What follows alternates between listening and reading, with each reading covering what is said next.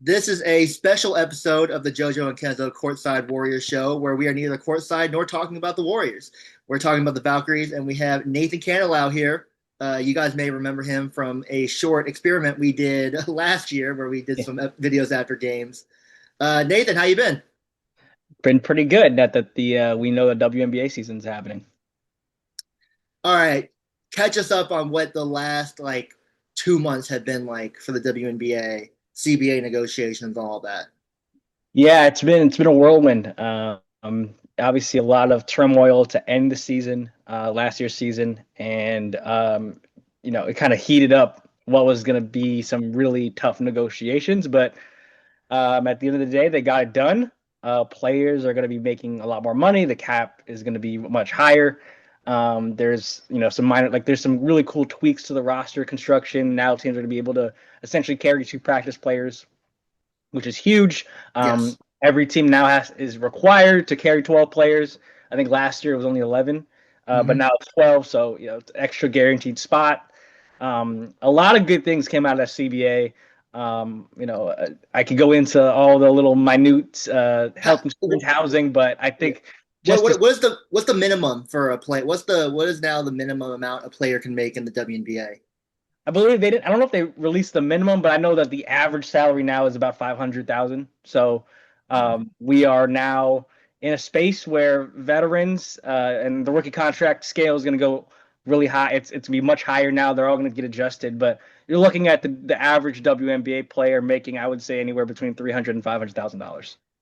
And whereas before, I believe Tip Hayes was the highest paid player on the Valkyries. She was making what, about 200,000? Yeah, yeah. So it's a lot. I mean, a lot of good things for the players. And I think a lot of people are going to talk about the players side. I think the teams are going to be just as impacted here as well. I mean, the fact that they now could carry two extra players for injury purposes, for fatigue purposes. I mean, that's huge. It's a little bit different because I believe there has to be like a set amount of years played for these. What Mm-hmm. I forget what they're calling them, but developmental players, I believe what they're calling them, and they had to have played a number amount of years. But still, I mean, imagine if Natalie Nakase and the Valkyries had two extra players last year instead of going back and trying to sign players from off the street. It'd be huge. Yeah. But from that standpoint, I mean, a higher cap. I mean, if you're an owner like Joe Lacob, who we know is going to be aggressive, he can spend more money now. He can really use that cap space to his advantage. So things like that are really important, and I think it's going to really change the outlook of how we're going to see the WNBA going forward. It's going to open up, I think, even things like trades. I think are going to be even more possible. Yeah. I mean, hard cap, I think, is still going to be in place, but with a higher cap, you could trade money, you could work a little bit better rather than kind of, not once these teams were set in the offseason, they're pretty much, your 1 through 9 was probably going to stay on the team unless something barring anything crazy. Yeah. Oh, you could have a little bit more movement in that sense. Right. Um, Kenzo, what does this do? The higher salaries, what does that do for maybe making it where players aren't having to go to overseas leagues in the off season, staying in the United States? From that angle, what does that do? Yeah, like before this new CBA, a lot of players were making a lot more money overseas. So you would have players like if there was Eurobasket, they would, even though maybe they aren't getting paid as much, they're willing to just go over, play for whatever team that they're from. Now that they're actually making real money, they're way more likely to actually commit to the WNBA. So maybe like teams aren't gonna, go overseas and play those games. Like I think there's just gonna be a lot more commitment to what's gonna be in the WNBA NBA now. So overall, it's just like I think everything they got in this new CBA is good. I don't think they got like unlike when the NBA has like their new CBA, like I don't think Mhm. there's anything in this new CBA that's bad for the players. Like for the most part, they got everything that they wanted. They waited out the WNBA and like and all those guys. So for the most part, it seems like a pretty good CBA for everybody, I except think for that, as others have pointed out in the past, the WNBA players were making so little that actually they had all of the leverage because they could realistically say, "Oh, well, we'll just go play in Europe, we'll play in yeah. Asia, South America, wherever, and we'll make as much, if not more, money." Which is a piece of leverage that no NBA player, no baseball player, MLB player or NFL player obviously has in their Yeah. sport. And Um, one thing too, Joseph, I want to mention, I think it's going to be interesting how international teams and international relationships, especially with the foreign players, are going to change now that they're going to get paid more. I remember, I think it was the exit interviews, Chetchi Zanalissini was, she was pretty honest and she said, hey, this is kind of like my off season. Like this WNBA Yeah. stuff, it's cool, but like this is like my off season compared to like a lot of the American born players. This Yeah. is their like real season. yeah, Wonder now that the pay structure is higher, if those European players are still going to honor some of the national team commitments, some of their club team commitments over in Europe and in Asia, if they're still going to honor those contracts, or if they're going to say, hey, look, I make a ton of money in America. I don't really need to do that anymore. I mean, I have an attachment to my Yeah. home country and whatnot, but do I really need to go over there mhm, for qualifiers and league playoffs? It's a little right. murky in that sense because of how much these players are going to be making. Yeah. Now, speaking of international players, that's a nice segue into the next topic, which is today. Even though they did a pretty terrible job of publicizing it, there was Horrible. an expansion draft where Portland Fire and Toronto Tempo got to pick one player from each team, and the Valkyries had a couple of players picked, Maria Conde and Carla Late. Let's start with Maria Conde. For either one of you, who was she? Because if you're a Valkyries fan who maybe jumped in on the bandwagon mid-season, you never saw her play, you never saw her on the bench, you never heard about her. Who was she? Yeah, I could take this one. Go ahead.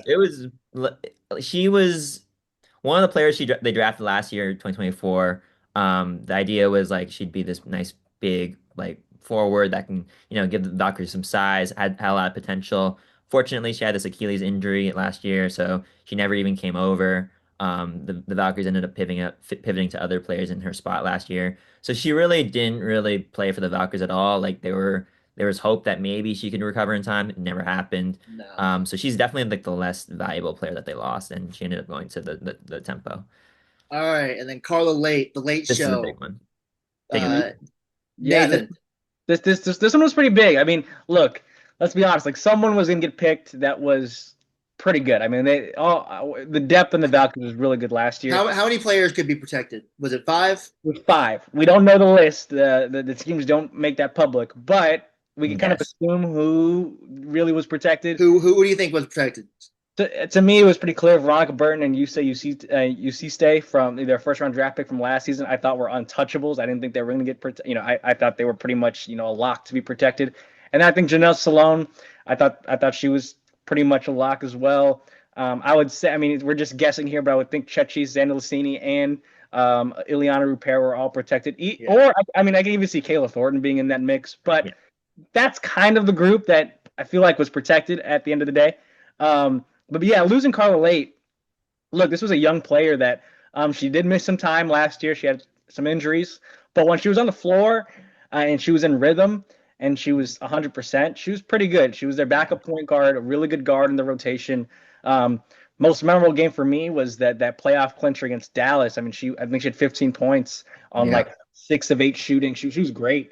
She Flash could get Lark, to the rim. She could get Yeah. to the rim, which is something that yeah, the Valkyries really couldn't do last season, Nope. especially yeah. after Kayla Thornton went out. So, Yeah, yeah, no, great depth, a great piece to kind of have behind Veronica Burton. You could kind of throw her in, and there would be really no drop off. Now she did have some really bad defensive concerns that I yeah. think really limited her on the floor to be a starter. Some But injuries I too. mean, it's a big piece that they're And going to she lose. couldn't shoot. And she struggled to shoot. Yeah, So she was going to that season. She was supposed to be able to shoot and couldn't, and that was kind of one of her flaws last season.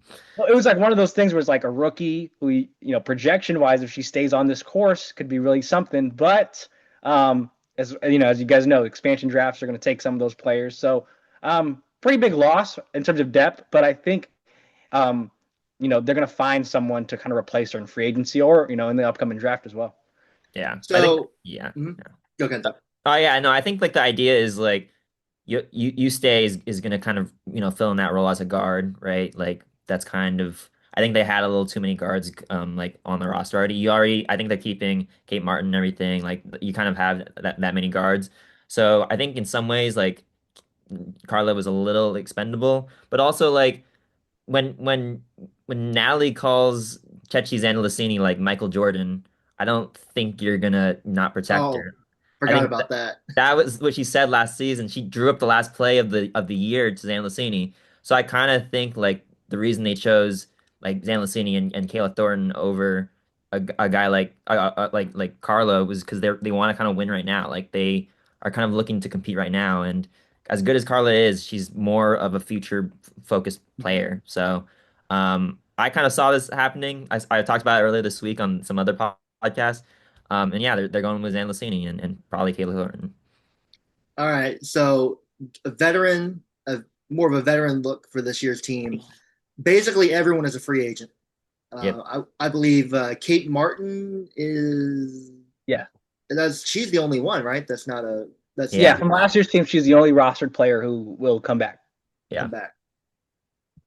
I mean, 7 million with all these in cap space. options, who we I mean, who what is the biggest position of need for the Valkyries? I feel like point guard Veronica Burton, you're pretty much set there. I mean, Yeah. that's the one spot you're like, okay, we're good. I think me personally, every other position should be they can get better at that position. They're I think the link showed that last year. Um, Nathan, start with you. Where do they need to improve most? Yeah, I actually think centers is probably their biggest need. I mean, there were just games last year where you knew the matchup was just bad for the Valkyries because there's so much size. I think of Atlanta, I think Uh, of Las Vegas, I think of Phoenix. These teams with just, long athletic bigs that can just overpower the Valkyries at times. And mm-hmm. to me, I think that's just a huge area of need. You're going to have Ileana Ruper back in a full season, hopefully, and going through training camp. And so she'll get more accustomed to the physicality, I think, that Natalie wants to play with. But at the same time, like they could use a 6'5", a 6'6", maybe it is a slower player. Maybe it's a player who doesn't fit offensively as as great as a Ileana Ruper would. But at the same time, I just think that they just needed some girth, some size, someone who could just clog up the lane and really put fear into other post players because that's really where they got taken advantage of. When I think of Yes.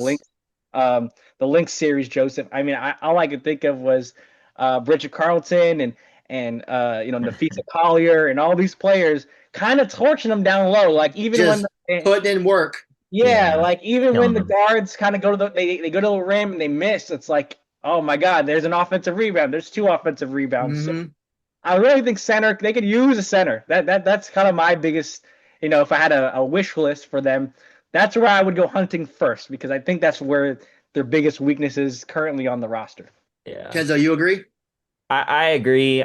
Like I think Nafisa kind of killed them last year. Like they had no answer to Nafisa. It looked like she was kind of unstoppable through that whole Granted, series. who does have an answer for Nafisa? You know, That's true, but they couldn't even slow her down. Like it was pretty bad. Like as good as Repair was offensively, they were killing them in the paint. I also kind of think like they could use a microwave scorer. Last season, their one microwave scorer was Tiffany Hayes, and she was kind of injured for a good part of the season. And even when she was available, it was kind of on and off. Um, Veronica Burton's great, but they also overextended her a lot towards the end of the season. I think at one point the Lynx were like, let's just double Veronica and see what happens, and it worked for the most part. So I would like to see them get like a kind of a score first player just to take the burden off of Veronica and kind of just give them another change of pace because you're losing Carla and she was a change of pace player, and I think you can probably get somebody better than Carla moving forward.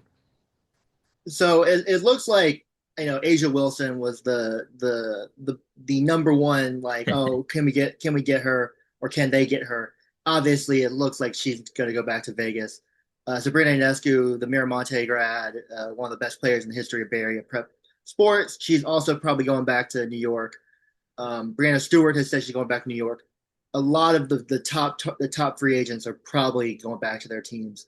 So Nathan, who was a realistic center prospect or center free agent that the Valkyries could maybe pursue? Who's someone that you've got your eye on?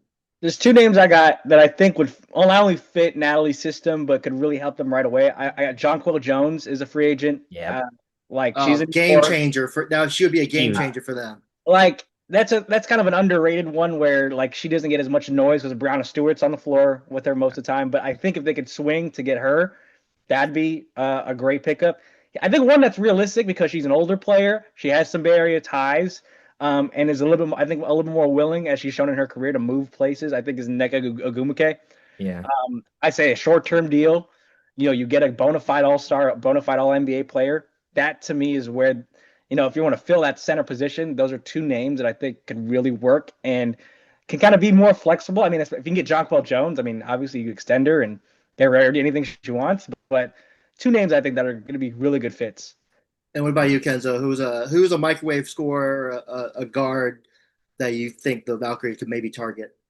Yeah, I like those center picks. I'll add one more center pick before I go into the microwave player. I like the idea of Shakira Austin maybe. I think she played with Oh, Veronica in the offseason. That's kind of like seems like maybe a third option, but it could be good because she's a little younger. But microwave score, I like the Atlanta Dream guards. I think both of them are really good. Ryan Howard's really good. Alicia Gray's really good. If they Ryan can get Howard, one. pride of Bradley County High School near Chattanooga. So Exactly, exactly. Get one of Joseph's players. That'd be great. Either of them would be great. I think like again, a lot of it is getting the ball out of Veronica's hands because I think she showed last year she can run an offense by herself, unrivaled. She looks really good. Kind of taking off like Courtney Williams off the dribble. But getting another guard is kind of what I want to see. And then I think Natalie really wants to play that up and down style of basketball, and I think having a guard that can play some small ball is sort of what she wants. I just wanted to add, Nathan. One thing I think that would make Agumake a more realistic target too is the fact that Dominique Malonga is going to be in her second year, and you would have Yeah. to imagine that Seattle is going to want to feature her more and more and more. Yeah, Um, and on that point too, I mean, Izzy Magabor, she's also a free She's agent, good. who's another big. So that's three bigs yeah, in Seattle. I'm assuming one of her neck is going to go. I believe Izzy's a little bit younger, Yeah. so it does kind of make sense. Agumake, Stanford, right? yep, Has ties to the Bay Area. It just makes a lot of sense. I'll throw another name for you, Kenzo. Two other names in terms of the guard position. I really like Satu Sabali. I think they were Yeah. pretty they really wanted her last year. I think that would be a great fit. I think Kayla McBride, she's a 3-and-D player that can kind of instantly give them a 15, 16 point per game score. And then Gabby Williams, if you want to continue on with the French connection, French player, international player, 3-and-D kind of wing, kind of that lower tier all-star that's going to be yeah. affordable. I think those are some names too to throw around there that would fit Natalie's system. Yeah, I like the idea of just taking these Seattle wings because last season it kind of got real messy with the chemistry and some of the other stuff that happened there. So I think there's a good chance you could probably pick off a Seattle player. Yeah. For Yeah, sure. Seattle chemistry where the Valkyries just destroyed them, I think, with one of their home games. Yeah. And Skylar Diggins just goes scorched earth to Ruined me their and a few season. That kind others. of cut them off. They had a chance if they could get to 7 or 8 or six to like take out like the Dream or something. Like, they really had a chance and they just lost the rest of their games.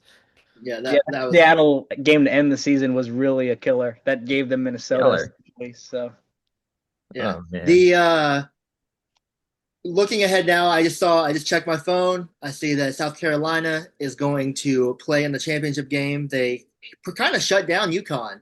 UConn, who has possibly the number one pick in the draft, AZ Fudd.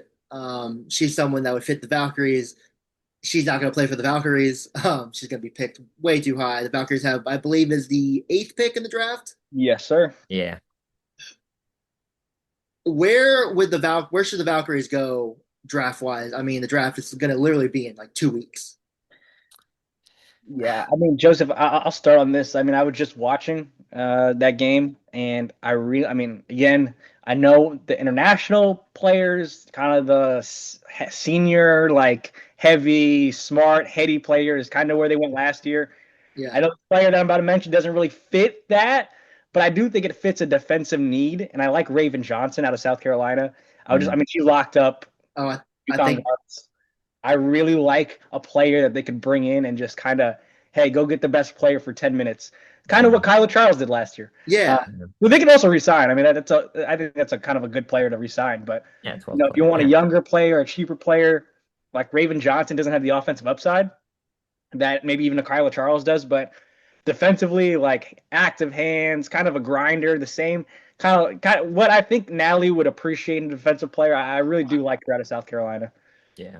I think Natalie Nakase would love Raven Johnson. Even if she doesn't hit a single shot the whole year, she would still find a way to play in the rotation. Kenzo, who would you want to see the Valkyries possibly draft? And we'll talk more about this as we get closer to the draft.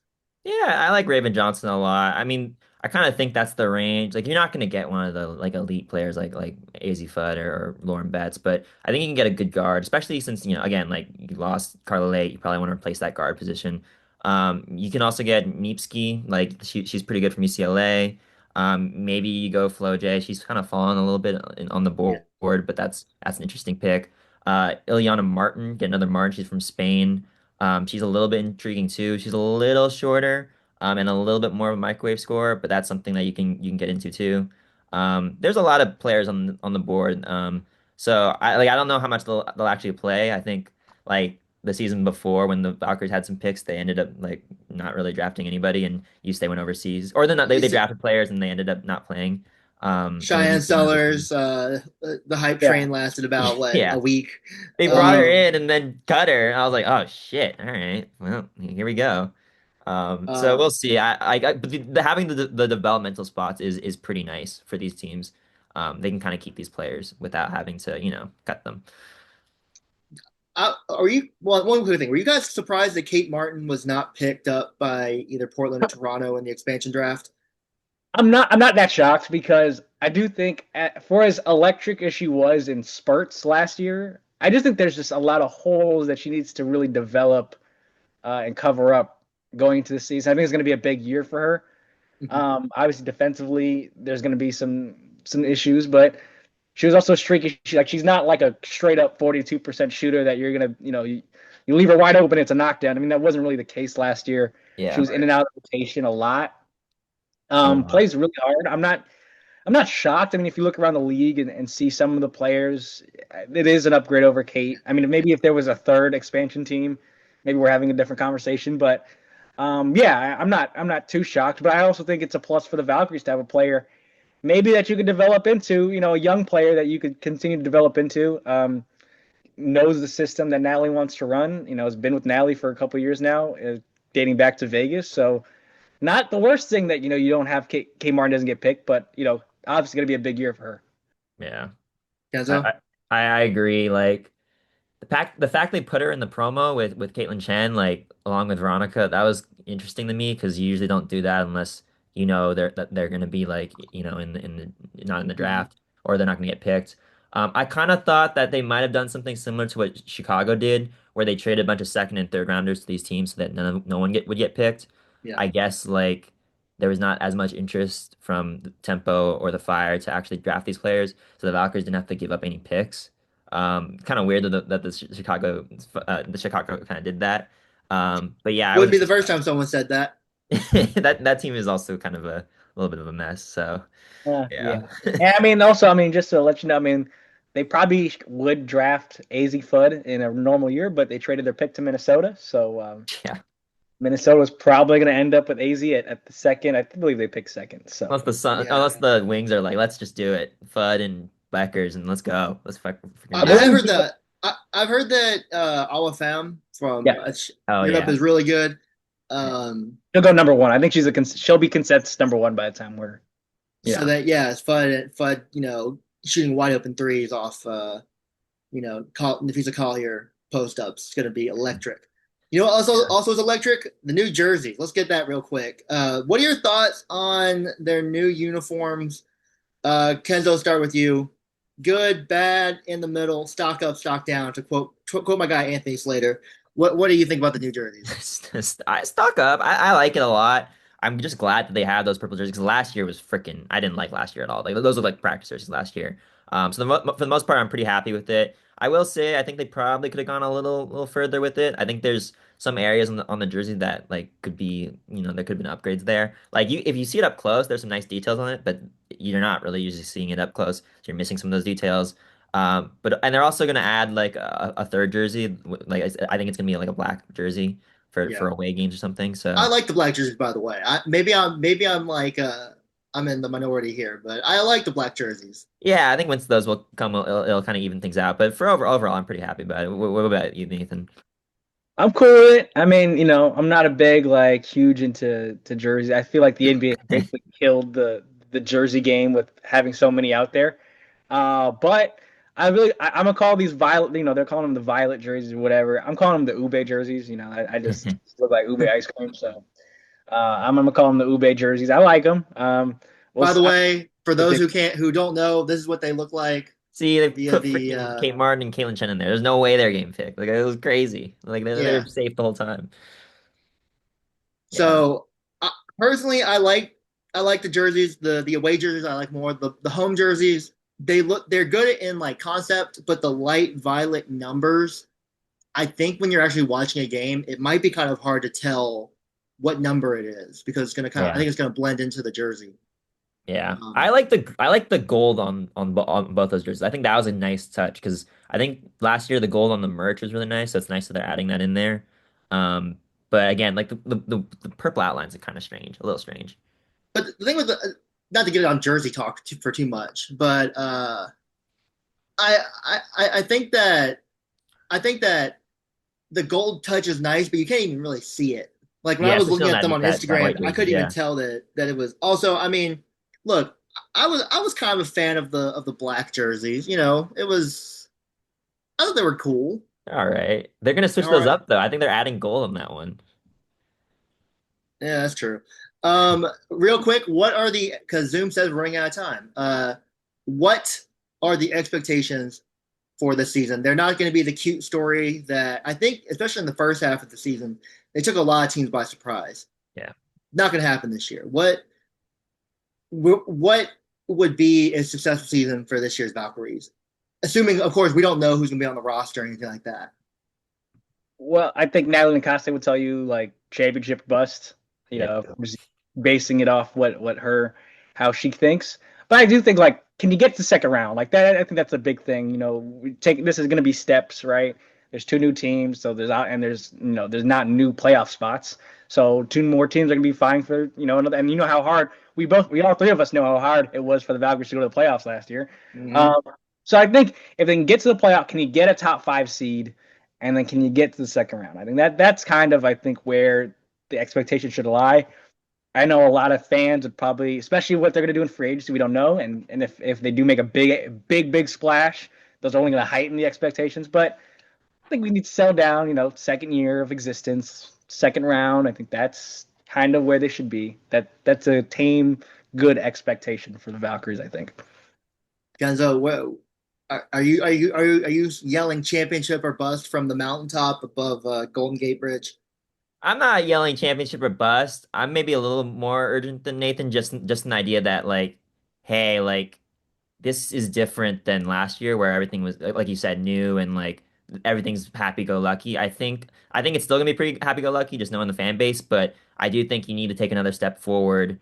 It can't I guess like especially in this free agency like class, I don't think you can just run it back with the same players. Like I think you do need to land someone significant in this offseason. Because if you run it back and you're just like the eighth seed or like the seventh seed, then you lose in the first round. I don't think that's enough to like feel successful this season. I do think you kind of need to take this step forward. So at least for me, my expectation is to like make a legitimate run and try to get to that second round. Maybe go get crazy and get to the third round. But I do think like there is a little bit more urgency, especially because Natalie kept saying at the end of the year like, "Hey, we're gonna win a championship in 5 years." Well, if you're gonna win a championship in 5 years, it starts with like You're winning next you season. got 4 years Now now. you got 4 years, yeah. Hey, to add to that real quick, Kenzo, like I do believe they cannot fall into the fallacy of bring everybody back. I think Yeah, that is a really big key for this offseason is if we get like last year, like let's be real, they all overachieved. Everybody did. Yes. One through 12 last year, all of them overachieved, right? I think it'd be a mistake to just think that group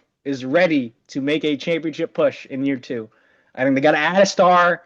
You got to be smart about it. There's some really lovable players on this team, but you probably got to let them go because there's going to be some better players out there in free agency and in the yeah, draft. So I, I'd highly advise them not to fall into the fallacy of running it back. yeah. so I Agreed. don't think they're going to be that sentimental just because we saw what happened with Julie Van Loo, Chloe Bibby, Yeah, Bree Hall several times. Like they are they I think they're not gonna be like, oh well, we really like this player, great in the locker room. They're like, hey, but this other player's better. We're gonna get them. I don't think Valkyries fans have to worry about that too much, but you never know, right? Because Yeah.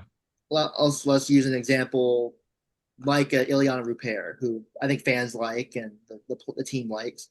What if there's, like you said, John Cal Jones comes available, and you're like, well, maybe we need to maybe we gotta get rid of somebody.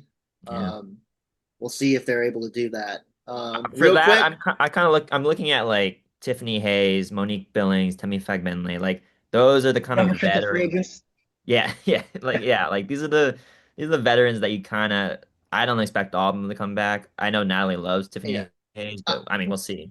I think one of Temi or Monique should come back just to be your last, your third center.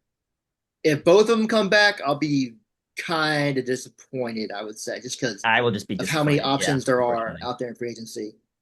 Even though Monique did have a game of her life in that last playoff game, Yeah, basically And kept them in the game. Monique, I did speak to Monique a couple weeks ago in Oakland. yeah. She did say that she wants to come back. She is gonna, but she's gonna treat it like a business. That's what she said. So Yep. she's excited to be a free agent, and I'm sure there's gonna be a lot of teams wooing her. So it'll be interesting to see. By the way, the WNBA has also not ratified the CBA. So free agency cannot start until that thing is ratified. I don't know if it's gonna get ratified this weekend or what, but I mean, it should. I don't What's know the what holdup? I have no idea where I was just listening down to This the great league. Kendra Andrews was talking about it today on ESPN. So don't know where that's at, but we will not be able to start free agency until that happens. So really weird. God, We'll see. All this right. league, man. Well, with that I don't know what we're going to call this series because we are going to do some of these post game shows, and I think after the draft or after each step of the off season, which is literally all condensed within literally a month. We'll be doing some of these shows. Nathan, thank you for coming on. He'll be a regular. Kenzo, obviously the fans, all 25 of our YouTube subscribers know who you are. And with that said, this has been the JoJo and Kenzo and Nathan Valkyrie's Courtside Report. Woo. And yeah,